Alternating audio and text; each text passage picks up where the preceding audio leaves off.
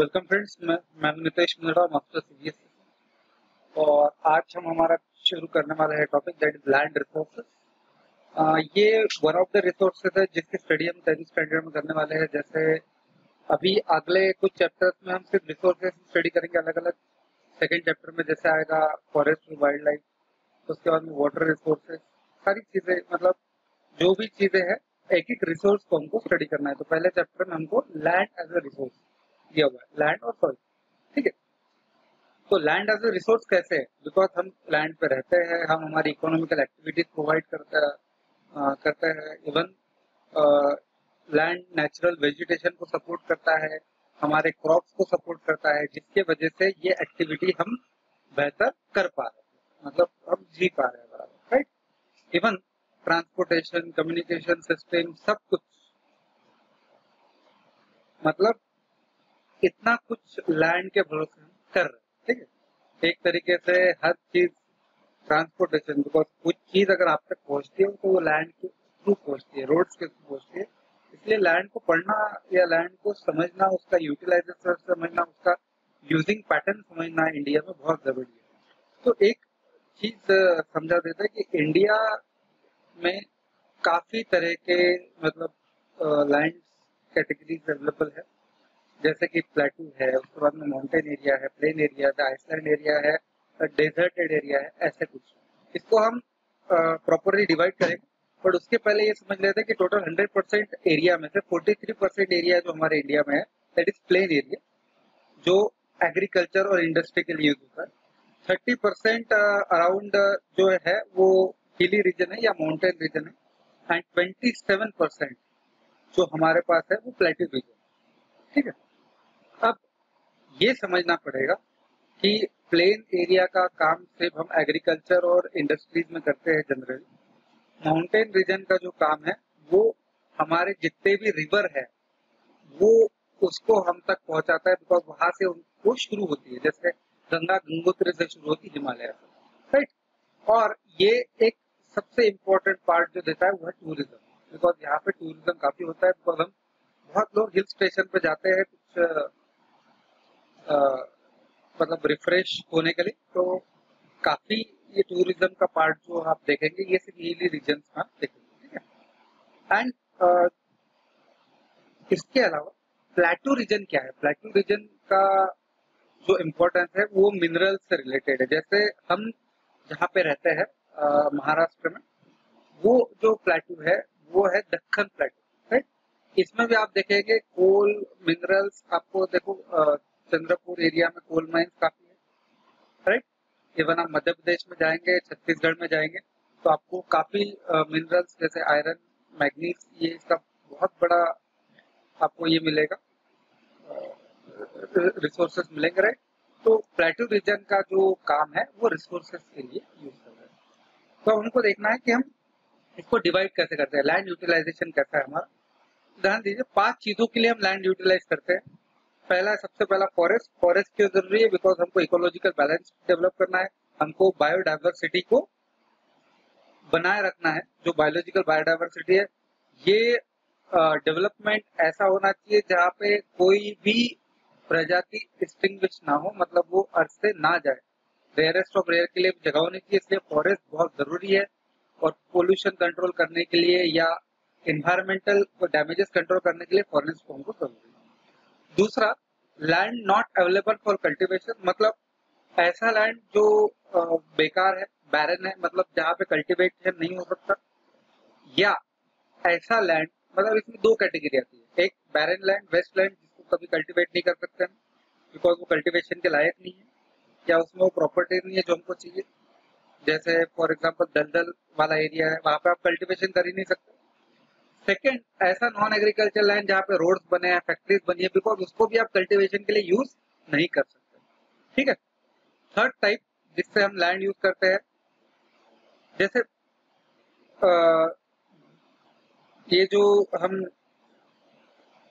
हमारे पास बफेलोज है, काउज है, इनको पास्चर करने के लिए जो ग्रेजिंग लैंड हम बनाते हैं, वो जो डिफरेंट डिफरेंट ट्रीज के क्रॉप, जैसे मैंगोज, के लिए, जैसे मैंगो का बाग हमने लगाया है वो एरिया, राइट।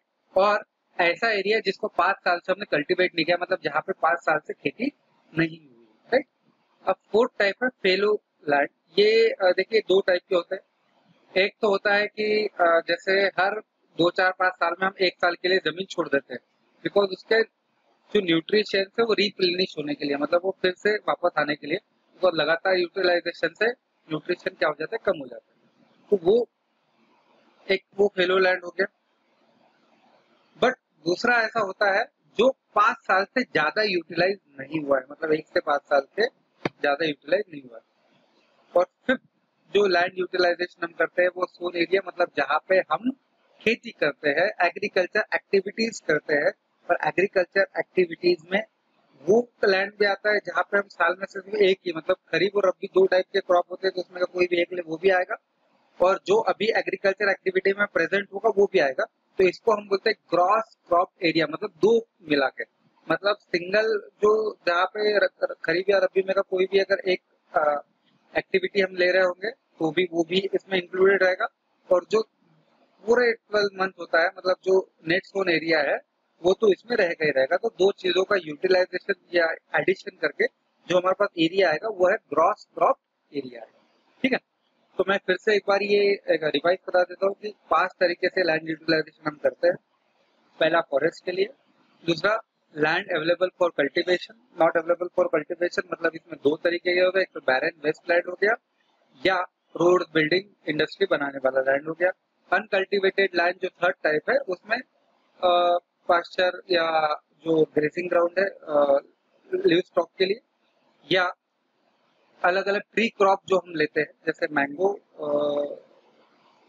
है ना, उसके लिए जो यूटिलाइजेशन होगा। एंड थर्ड जो है ऐसा लैंड जो यहाँ पे एग्रीकल्चर 5 साल से हुआ नहीं। फेलो लैंड में 2 टाइप के आते हैं, जिसमें 1 साल से कम कहीं एग्रीकल्चर एक्टिविटी ना हुई हो, और दूसरा 1 से 5 साल से कम जहाँ पे एग्रीकल्चर एक्टिविटी ना हुई हो। और नेट सोन एरिया का मतलब है जहाँ पे भी एग्रीकल्चर एक्टिविटी हो रही है वो सारा, वहां पे वो 1 सीजन हो रहा हो या वो 4 सीजन हो रहा है, 2 सीजन हो रहा हो, उसका कोई फर्क नहीं है, राइट। तो अब हमको देखना है कि इंडिया का लैंड पैटर्न कैसा है, इंडिया का लैंड का यूज पैटर्न कैसा है, ओके। तो पहले तो आपको ये देखिए, मैं एक बोल्ड यहाँ पे ये कर रहा हूँ, ये आपको ध्यान रखना पड़ेगा कि हमारे इंडिया के पास में जोग्राफिकल एरिया जो है 3.28 मिलियन स्क्वायर किलोमीटर है, जिसमें का अभी हमारे पास सिर्फ 93% लैंड की इंफॉर्मेशन अवेलेबल है। बिकॉज इसका कारण है, इसके 2-3 कारण है कि पीओके जैसे पाकिस्तान ऑक्युपाइड कश्मीर, और कुछ चाइना ने हमारा पार्ट लेके रखा हुआ है अलोंग द बॉर्डर, उसको हमने कभी सर्वे किया नहीं। थर्ड चीज कि नॉर्थ ईस्ट स्टेट जो है हमारे, राइट, नॉर्थ ईस्ट स्टेट जो है जैसे मतलब आसाम के अलावा त्रिपुरा वगैरह, वहाँ पे हम बहुत ज्यादा सर्वे नहीं कर पाए, या वहाँ का बहुत सारा डेटा हमारे पास अवेलेबल नहीं है, बिकॉज वो हिली रीजन, राइट। तो ये रिपोर्टिंग नहीं होने की वजह से हमारे पास 93% टोटल लैंड की इंफॉर्मेशन है, इसमें से 3.28 मिलियन स्क्वायर किलोमीटर लैंड जो हमारे पास अवेलेबल है। और उसको हमने कैसे यूटिलाइजेशन किया, और इसको हम ये भी देखेंगे कंपैरिजन 2 सालों के बीच में, जैसे आपके बुक में अलग भी हो सकता है, यहाँ पे जो मैं आपको कंपैरिजन बताऊंगा वो 1961 से लेके 1960 टू 1961 और 2002 टू 2003 के 2 सर्वे का हम क्या करेंगे, कंपैरिजन करेंगे। तो आप देख पा रहे होंगे कि 18.11% फॉरेस्ट एरिया था कहाँ पे, दो 1960 और 61 में, और 2002 और 2003 में ये बढ़ के 22.57 हो गया। बट इसमें प्रॉब्लम ये है कि इसमें नेचुरल फॉरेस्ट एरिया कितना है ये हमको पता नहीं है। ये जो 22.57 पॉइंट जो दिख रहा है, इसमें 2 टाइप के फॉरेस्ट एरिया है। एक फॉरेस्ट एरिया वो है जो नेचुरल फॉरेस्ट है, और दूसरा है जो प्लांटेशन करके हमने लगाया है हमारे काम के लिए, राइट। तो इसलिए अभी ये बताना मुश्किल होगा, बिकॉज ऐसा कोई हमारे पास आंकड़ा नहीं है कि इसमें कितना नेचुरल है, या हमने कितना नेचुरल खो दिया और कितना आर्टिफिशियल लगाया। बट आप देखेंगे कि एग्रीकल्चर जो लैंड है 45.26% से लेके 43.41% में घटा है, मतलब 2% आसपास से एग्रीकल्चर लैंड घट गया। क्या हुआ है? एग्रीकल्चर लैंड क्या हुआ है? घट गया है, नेट सोन एरिया घट गया है। इसके अलावा बैरेन या वेस्ट लैंड जो था वो 12.001% था, जो 6.29% रह गया, बिकॉज जो बैरेन लैंड था, मैक्सिमम बैरेन लैंड जो है हमने नए टेक्नोलॉजी के साथ में या उसमें फैक्ट्रीज लगा के या वहाँ पे कुछ और अदर एक्टिविटी लगा के, जैसे सोलर पार्क लगा के उसको यूटिलाइज करने की हमने कोशिश की है। तो वेस्ट लैंड का क्या हो गया? कम हो गया है percentage. But non agriculture activity जैसे 1961 में बहुत सारा ऐसी जो जगह थी जहाँ पे इंडस्ट्रियलाइजेशन नहीं हुआ था, तो नॉन कल्चर एग्रीकल्चर एक्टिविटी काफी कम थी। बट जैसे जैसे इंडस्ट्रियलाइजेशन होता गया, हमने बहुत सारी नई नई बिल्डिंग बनाई है, हमारे जो सिटीज है उसका एक्सपेंशन हुआ है, तो बहुत सारा जो लैंड है वो हमने उसके अंदर ले लिया है। तो इसे नॉन एग्रीकल्चर एक्टिविटी में लैंड आपको बढ़ते हुए मिलेगा। वो 61 में था 4.95%, जो यहाँ पे 7.92% आपको दिख रहा है, राइट। इसके अलावा जो 1.50% आपको दिख रहा है area under miscellaneous tree crops and groves, जो कम हुआ है बिकॉज हमने क्या किया है, बहुत सारी ऐसी जगह है जो हमने उसमें से निकाल ली है, मतलब ट्री क्रॉप्स को हमने कम कर दिया है। और जो ग्रूव भी थे उसका भी यूटिलाइजेशन काफी हद तक बढ़ गया कैनाल बनने के वजह से, इसीलिए ये एरिया क्या हो गया है? कम हुआ। अब आप सबसे मेजर आप अगर देखोगे जिसमें चेंज हुआ है वो है ग्रेजिंग लैंड, जहाँ पे मतलब लिव स्टॉक के लिए हम चारा लगाते थे। तो 4.71% एक टाइम हुआ करता था, अब 3.45% है, मतलब टोटल ऐसा देखा जाए तो 25 या 30% की कमी आई है लैंड में। लिव स्टॉक बढ़े हैं बट ग्रेजिंग लैंड में कमी आ गई है। इसका कारण है कि हम ज्यादा से ज्यादा जो कल्टीवेशन में लाना चाह रहे हैं जमीन को, उसकी वजह से हुआ है। तो ये था एक आपका कंपैरिजन कि क्या कैसे हुआ है। बट एक चीज इसमें समझनी पड़ेगी, कुछ चीजें कम हुई है, कुछ चीजें बड़ी है। जैसे फॉरेस्ट बड़ा है, बट मैक्सिमम आप देखेंगे कि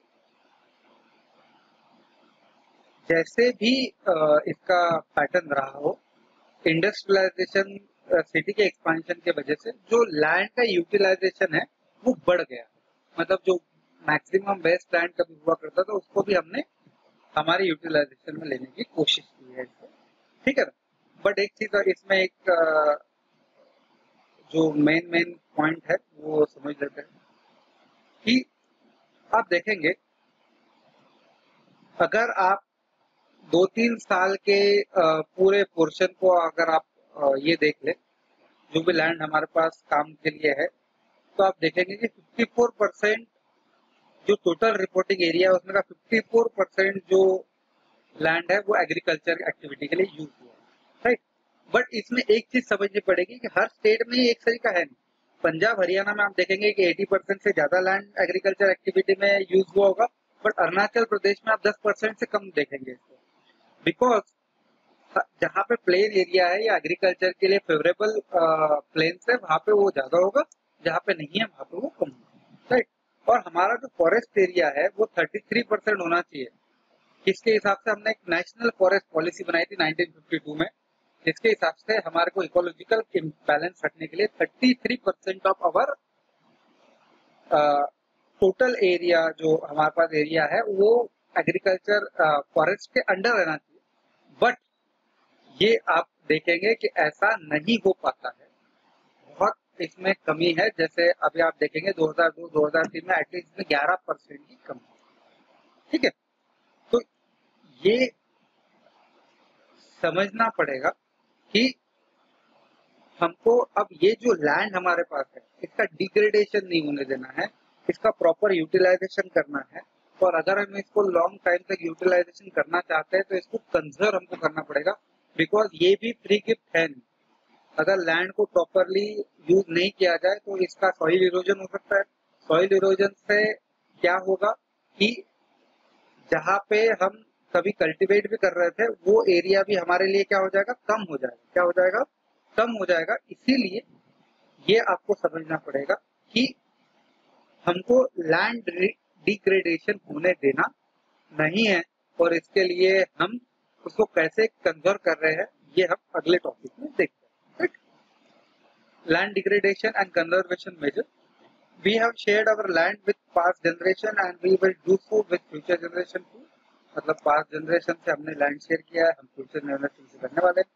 95% of our basic needs, food, shelter and clothing are obtained from the land.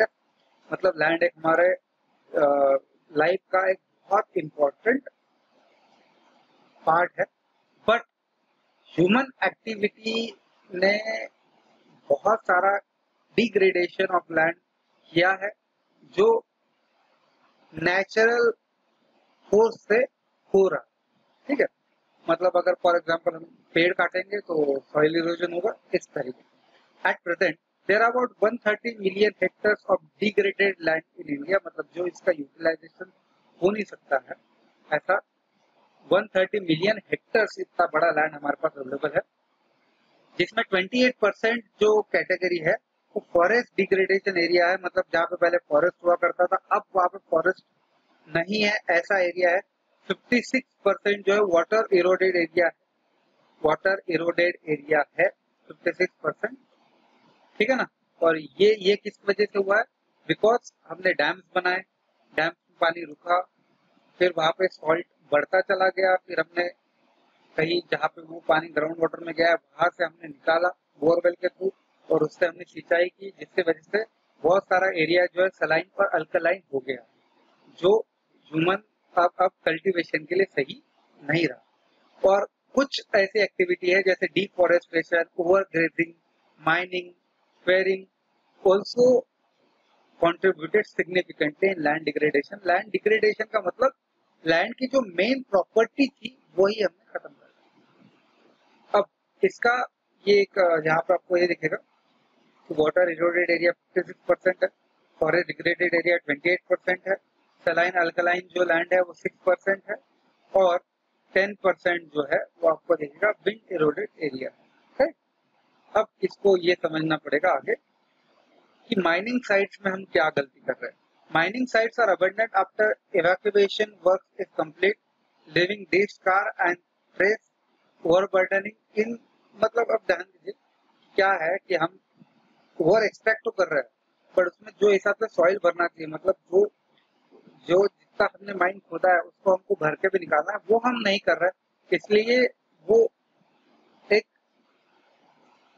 Stress छोड़ दे रहा है वहां पे। In state like Jharkhand, Chhattisgarh, Madhya Pradesh, Orissa, deforestation due to mining causing a severe land degradation. तो जहाँ पे माइन बनती है वहां का पूरा एरिया जंगल काटना पड़ता है। And due to mining have caused severe land degradation in state like Gujarat. Overgrazing is one of the main reasons for land degradation. In state of Punjab, Haryana, Western Uttar Pradesh, over irrigation is responsible for land degradation. मतलब ज्यादा grazing करना भी land degradation करता है। आप अगर कोई चीज को जैसे इरिगेशन यूज कर रहे हो बट ओवर इरिगेट अगर आपने कर दिया तो अल्कलिनिटी, सलाइनिटी बढ़ती है सॉइल की, वो भी लैंड डिग्रेडेशन का एक हिस्सा बन जाता है, राइट। इसके अलावा बहुत सारा जो एरिया है, जैसे आपने डैम बनाया तो वो पानी के अंदर डूब जाएगा, तो वो वाटर इरोडेड हो जाएगा, तो वो भी वेस्ट लैंड में जा रहा है। Mineral processing like grinding of limestone और सीमेंट इंडस्ट्री एंड सल्फेनाइड, सोपस्टोन और ceramic industry generate huge quality of dust in atmosphere. It retards the process of infiltration of water into the soil after it settle down on the land. ये जरूरी है कि देखो, ये अगर soil रही तो सॉइल में क्या होते हैं, पोर्स होते हैं जिससे पानी अंदर जाता है ग्राउंड वाटर के साथ। बट अगर ये सोप स्टोन का जो डस्ट रहेगा, लाइम स्टोन का जो डस्ट रहेगा, इवन ये जो सिरेमिक या टाइल्स हम यूज करते हैं या मार्बल्स यूज करते हैं, उसका डस्ट जो रहेगा और वो जो सेटल डाउन होगा अर्थ पे, तो वो पानी अंदर जाने नहीं देगा। इसके वजह से भी हमारा बहुत सारा लैंड क्या होता है, डिग्रेड हो रहा है, बिकॉज वहां पे जो पहले ग्राउंड वाटर का लेवल था वो नीचे चला गया। बिकॉज वो रिप्लेनिश नहीं हो पा रहा है। तो अब हमको देखना पड़ेगा कि हम कैसे डिग्रेडेशन को रोक सकते हैं, कैसे डिग्रेडेशन को रोक सकते हैं। तो इसमें सबसे इम्पोर्टेंट चीज है कि अफॉरेस्टेशन, कि आप फॉरेस्ट को फिर से रिज्यूमिनेट करें, एरिया उसका बढ़ा। ये आपको ग्रेजिंग लैंड का एक प्रॉपर मैनेजमेंट करना पड़ेगा कि जैसे फॉर एग्जांपल एक 100 स्क्वायर मीटर का आपके पास एरिया है, तो एक दिन एक स्पेसिफिक एरिया में 10% एरिया में जो काऊ बफेलो है ग्रेज करे, फिर आप उसको अगले दिन दूसरे एरिया में लेके जाए, मतलब वहां पे बढ़ना शुरू हो जाए। ऐसे करते करते जब आप फिर से वो लैंड पे पहुंचे तो वहां पे ऑलरेडी आपके पास कुछ हो, मतलब आपको क्या करना है, उसको मैनेज करना है। थर्ड चीज जो आप कर सकते हैं कि शेल्टर बेल्ट, मतलब आपको एक बाउंड्री बनानी है जहाँ पे भी आप क्रॉप लेते हैं वहां पे आपको एक क्या करनी है, बाउंड्री बनानी है। और वो बाउंड्री क्या करेगी, वो बाउंड्री क्या करेगी, आपको चेक करवाएगी बेसिकली कि कोई सॉइल इरोजन ना हो, पानी आए गिरे बट सॉइल वहां के वहां पे। आपको ओवर ग्रेजिंग मतलब पूरा के पूरा ही जितना एरिया उतना ग्रेस कर जाना है काऊ या बफेलोस के थ्रू, लाइव स्टॉक के थ्रू, बस आपको बचना है। आपको क्या करना है, सैंड को अपने एरिया में आने से बचाना है, इसलिए आपको क्या करना है, थॉर्नी जो बुशेस है वो जहाँ पे डेजर्ट खत्म हो रहा है वहां पे लगानी है, मतलब जो हवा के वजह से सैंड अच्छे एरिया में आ जाती है उसको रोकने के लिए ऐसा करना है। इससे हम लैंड डिग्रेडेशन रोक सकते हैं। हमको प्रॉपर मैनेजमेंट करना पड़ेगा वेस्ट लैंड का, हमको माइनिंग एक्टिविटीज पे कंट्रोल करना पड़ेगा, और जो इंडस्ट्री से डिस्चार्ज हो रहा है वेस्ट मटेरियल उसको प्रॉपरली डिस्चार्ज करना पड़ेगा। अगर ये सारी चीजें हम कर पाए तो हम सब अर्बन एरियाज में और इंडस्ट्रियल एरियाज में लैंड डिग्रेडेशन को 100% रोक सकते हैं। तो ये था हमारा टॉपिक जो था लैंड रिसोर्सेज। अगले टॉपिक में हम देखेंगे जो रहेगा सॉइल एज अ रिसोर्स। और मैं हूं नितेश कुमार, मास्टर सीबीएसई से। जल्दी मैं नेक्स्ट वीडियो